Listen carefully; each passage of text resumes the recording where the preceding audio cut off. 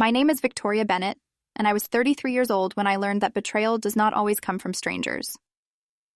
Sometimes it comes from the person who knows your birthday, your childhood street, your first pet's name, and exactly how much pressure your parents can put on you before you start questioning yourself. I lived in Minneapolis, Minnesota, and worked as a commercial insurance fraud investigator. My job was to find lies hidden inside paperwork. I investigated forged signatures, staged fires, fake invoices, and people who believed a good story could erase the truth. I thought that made me hard to fool. I was wrong. The first warning came on a Thursday evening at 6:17 p.m. I had just come home from work after closing a long investigation involving a staged warehouse fire. I wanted dinner, silence, and maybe one peaceful night. Then an unknown number called me twice. Before I could call back, an email appeared in my inbox. It said my contact information had been changed on an account I did not recognize. A few minutes later, my doorbell camera sent an alert. A courier had slipped a certified envelope under my front gate. Inside was a demand for immediate payment on delinquent loans and credit lines totaling $80,436. My full name was printed at the top. So were the last 4 digits of my Social Security number. But the address listed beneath my name was not mine. It was my parents' house. I stared at that address until my hands went cold. Then I looked at the transaction history. Luxury electronics, cash advances, online sports betting deposits, payments to a digital investment platform. I had never made any of those purchases, but I knew someone who had. My younger brother, Ethan. I did not call the number printed on the letter. In my line of work, panic is how victims make mistakes. Instead, I found the lender's official fraud department myself, CU, confirmed the number and documented every step. The representative told me the first account had been opened 11 months earlier. After that came 2 personal credit lines and a retail financing account. Whoever applied had used my date of birth, previous addresses, employment history, mother's maiden name, and even a photograph of my driver's license. My real email and phone number had been changed within 24 hours of approval. Then the representative gave me the recovery number linked to the account. The last 4 digits belonged to Ethan. I did not accuse him immediately. I asked the fraud department to preserve everything: applications, uploaded documents, IP addresses, phone recordings, login history, and device records. Then I contacted every other creditor. The deeper I looked, the worse it became. Several applications had been submitted from locations near Ethan's apartment and my parents' home. One customer service recording captured a man answering questions about my childhood. He knew the name of my first dog, the street where we grew up, and the hospital where I was born. He even tried to sound like me. 2 years earlier, after my father had emergency heart surgery, I created an encrypted family folder. It contained ID scans, insurance information, medical directives, emergency contacts, and other important records. Ethan had access because my parents trusted him to help when I traveled. At the time, he hugged me and said, "I'm glad you finally see me as dependable." Now I realized I had handed him everything he needed to become me. That night, my mother called. Her name was Elaine Bennett, and the first thing she said was not, "Are you okay?" She said, "Your brother told us there has been a misunderstanding." That sentence told me everything. I asked, "What exactly did he admit?" She said Ethan had borrowed access because he believed an investment would repay everything before I noticed. Borrowed access. That was the phrase she chose.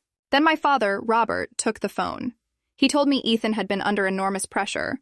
He said criminal charges would destroy his future. He said a good sister would let the family handle it privately. I looked at my credit report while he spoke.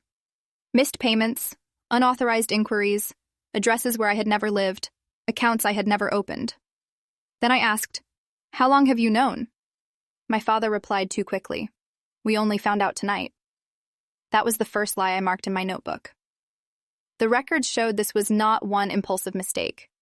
Ethan had spent almost a year opening accounts, redirecting statements, making minimum payments to delay discovery, and opening new credit lines whenever the old ones ran out. When his investment scheme failed, he moved to gambling. When those losses grew, he took cash advances in my name. This was not borrowing. This was a controlled collapse built under my identity. By the next afternoon, I had frozen my credit, filed an identity theft report, changed every password, and notified my employer's compliance officer. That part hurt more than I expected. My job required financial integrity. If fraud-related debt remained unresolved in my name, it could threaten my access to sensitive investigations. Ethan had not only damaged my credit, he had placed my career under suspicion. Then one lender sent me a copy of an application. It included my forged electronic signature and a picture of my driver's license. When I enlarged the photo, I noticed a reflection along the bottom edge. The license had been photographed on the black granite counter in my parents' kitchen. That detail created a question I did not want to ask. Had my parents seen him? Had they asked what he was doing? Or had they chosen not to know? For 2 days, I barely slept. I built a timeline from creditor records, text messages, old emails, login histories, and family calendar entries. The investigator in me stayed methodical. The sister in me searched for one explanation that would make the betrayal less final. Because Ethan and I had once been close. When he dropped out of technical school, I paid 3 months of his rent. When his car was repossessed, I drove across the city at midnight to pick him up. When our parents compared him to me, I defended him. I thought I was helping him. Now I wondered if every rescue had taught him that my stability was a family resource he could use without permission. Before confronting Ethan, I prepared like I was entering a hostile interview. I sent copies of the evidence to my attorney and best friend, Marissa Cole. I shared my location with her and told her to call the police if I did not check in within 45 minutes. I carried copies, not originals. And I decided what I needed from Ethan: the truth, a list of every account, and a signed statement admitting he had acted without my permission. Part of me still believed that if he confessed honestly, I might support a repayment agreement. That hope ended before I walked through his door. Ethan lived in an expensive converted warehouse near the river, despite telling everyone he could barely pay rent. A new motorcycle stood near the mailboxes. One of the fraudulent statements showed a payment to the same dealership. When Ethan opened the door, his eyes moved from my face to the folder under my arm, then to my phone.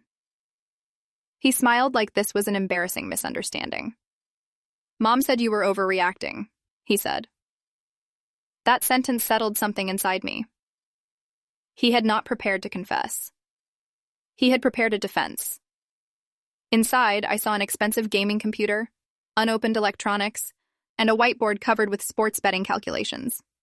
He had spent months turning my future into objects he could touch. I placed the folder on his table. "How many accounts are there?" I asked. He leaned against the counter. "That depends on what you count as an account. Count everything opened, accessed, financed, or guaranteed using my identity." His smile disappeared. "You came here to interrogate me." "No," I said. "I came to give my brother one chance to tell the truth before I let the evidence speak for him." He laughed. "You always do this.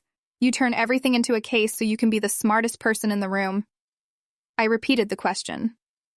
Instead of answering, he opened a beer and said the debt was not really $80,000 because some items could still be returned. I placed the applications in front of him. "You used my social security number, my license, my employment history, and my voice. You redirected the statements and made minimum payments to hide the accounts.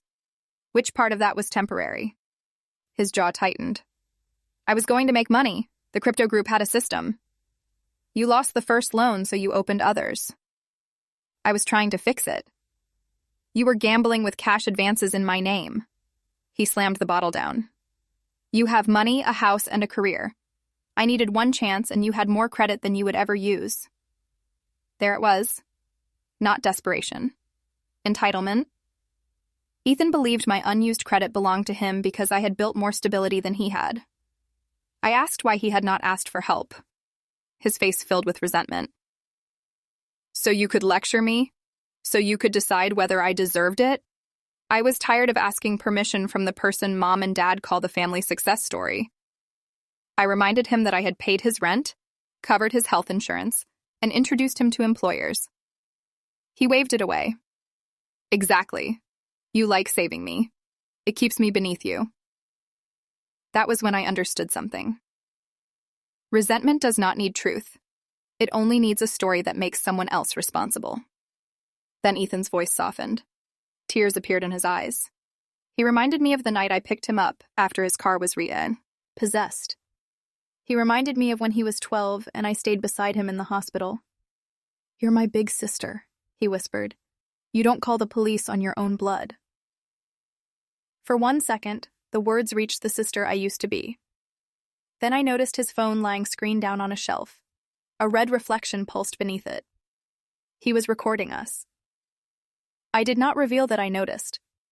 Instead, I asked why a lender had a recording of someone impersonating me. He raised his voice. Maybe you authorized the accounts and forgot. Maybe you helped me, and now regret it. He was not recording a confession. He was creating doubt. I crossed the room and turned the phone over. The timer had been running for 19 minutes. Ethan lunged for it. I grabbed it first. He caught my forearm and squeezed. Give me my phone. Let go. You came into my home and stole my property. You recorded me to rewrite what happened. Minnesota is a one-party consent state, he snapped. I'm part of this conversation. And now your recording contains your admissions. His face changed when he realized his own trap had preserved the truth. He grabbed my wrist and tried to force my hand open. I pulled away, knocking the beer bottle to the floor. Glass shattered between us. He followed me toward the door. Delete it, he ordered. I activated the emergency shortcut on my phone. When the dispatcher answered, I clearly gave my location and said my brother had admitted to identity theft, physically restrained me, and tried to seize my phone. Ethan stepped back immediately. Leave before you ruin everything, he said. I looked at the marks forming around my wrist. I did not ruin this. 2 officers arrived in the lobby. Ethan tried to speak first, describing me as an emotional sister who had misunderstood a private debt. I showed the officers my bruises, the documents, the applications, and the cloud-backed recording. Then my parents arrived. My mother rushed toward Ethan like he was the victim. My father demanded to know why I had turned a private problem into a police matter. Neither asked about my wrists. When I said Ethan had grabbed me, my mother replied, "He was scared. You cornered him." That was when I saw my family clearly. His fear excused his violence. My fear made me cruel. My father said there was still time to call it a misunderstanding. He promised they would refinance their home and create a repayment plan. Ethan watched them offer their security to protect him from a crime he committed against me. Relief spread across his face. He had expected them to rescue him.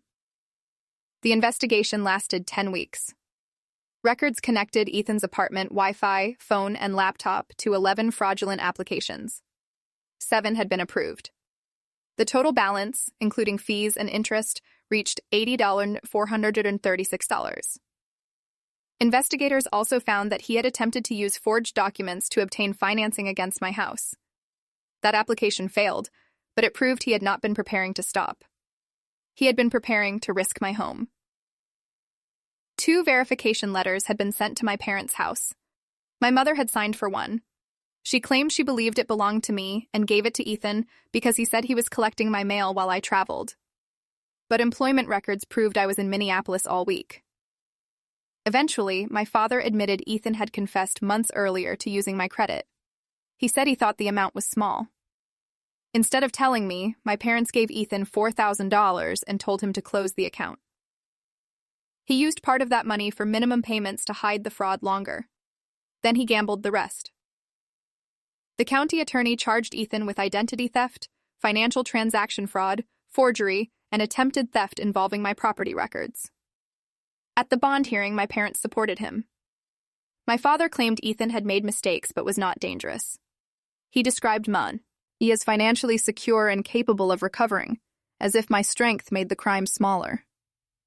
The judge asked, "Did your daughter ever tell you she authorized these accounts?" My father hesitated. "Not directly." "Then what is the basis for your statement?" Ethan told us there was an understanding. So the defendant's explanation after the fraud was discovered. My father lowered his eyes. Yes, Your Honor. Then my mother spoke. She said Ethan had struggled because I was more successful. She said he had acted out of desperation and never intended permanent harm. The judge lifted a copy of a letter my mother had signed for. This was delivered to your residence on October 14th? Yes. And you never called your daughter? My mother said nothing. Then the judge read a recovered text message my mother had sent Ethan. Keep Victoria from seeing the bank letters until everything is paid down. My mother started shaking. The judge looked at her and said, If you believed your daughter gave permission, why hide the letters from her? My mother whispered, I wanted to prevent a family fight. The judge replied, No, you wanted to prevent discovery. The courtroom went silent. Then the prosecutor played Ethan's apartment recording. His voice filled the room. Mom already knows enough to back me up. Then another clip. Your name kept opening doors. Then the sound of breaking glass. My voice saying, Let go of me. Ethan ordering me to delete the recording. His composure collapsed. The judge rejected my parents as supervisors, imposed a strict no-contact order, restricted Ethan's access to financial accounts and electronic devices, and ordered electronic monitoring. Because my parents had concealed evidence, their home was deemed unsuitable. As a deputy approached him, Ethan turned to them and said, You promised you could fix this. Not, I'm sorry. Not, I hurt my say. Esther just anger that they had failed to save him. Months later, Ethan accepted a plea agreement. Investigators found draft emails copying my writing style, photographs of my identification, and a spreadsheet titled VB Limits. It listed creditor limits, billing cycles, available balances, and detection risks. One column was labeled Parents Cover. At sentencing, I explained what he had taken from me. My credit, my peace, my safety, my career stability, and my trust in the people who were supposed to protect me. Ethan apologized, but most of his statement was about losing his job, apartment, and reputation. The judge interrupted him. What did your sister lose? After a long pause, Ethan said, Money and trust. I looked at him and said quietly, I lost my family. The judge gave him a stayed prison sentence, 5 years of supervised probation, restitution, gambling treatment, financial crime counseling, and complete disclosure of all accounts. He had to sell the motorcycle, gaming equipment, and electronics purchased during the scheme. He was forbidden from contacting me directly or indirectly for 5 years unless I initiated communication through an attorney. My parents left the courthouse without me. My father looked at me like I had destroyed something permanent. Maybe I had.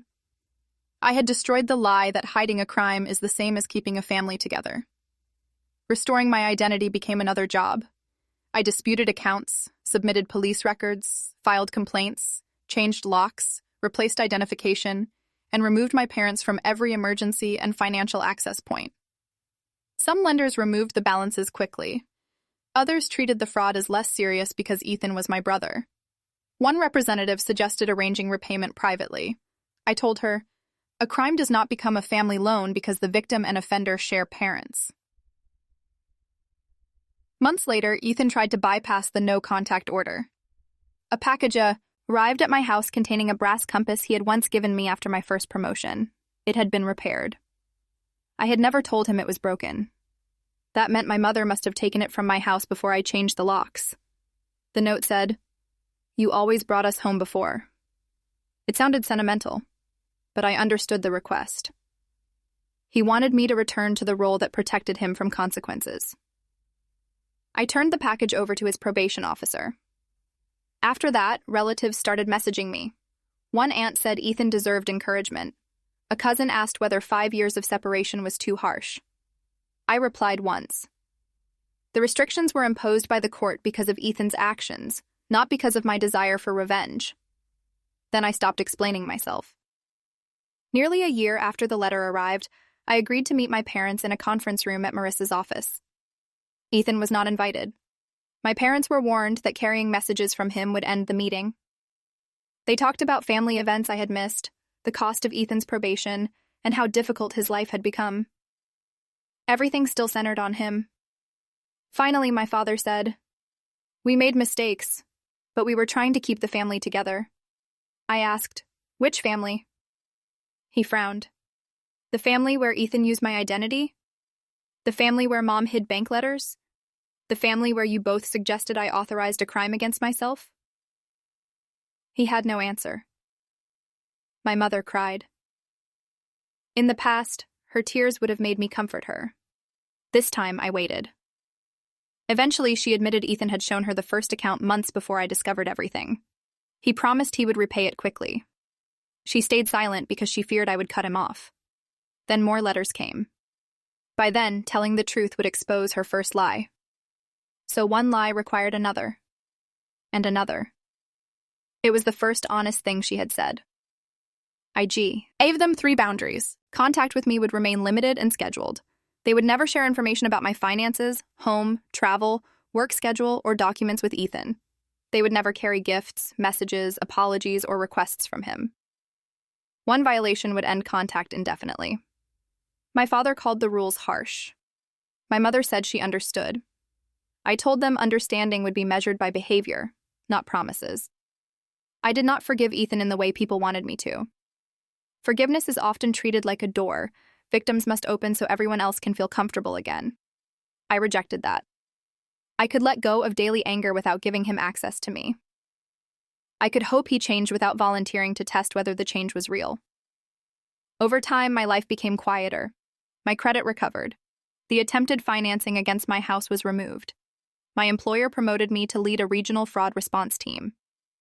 The experience taught me that financial abuse inside families is often hidden because victims are pressured to protect the offender. But access is not authorization. A sibling does not own your identity because he knows your childhood memories.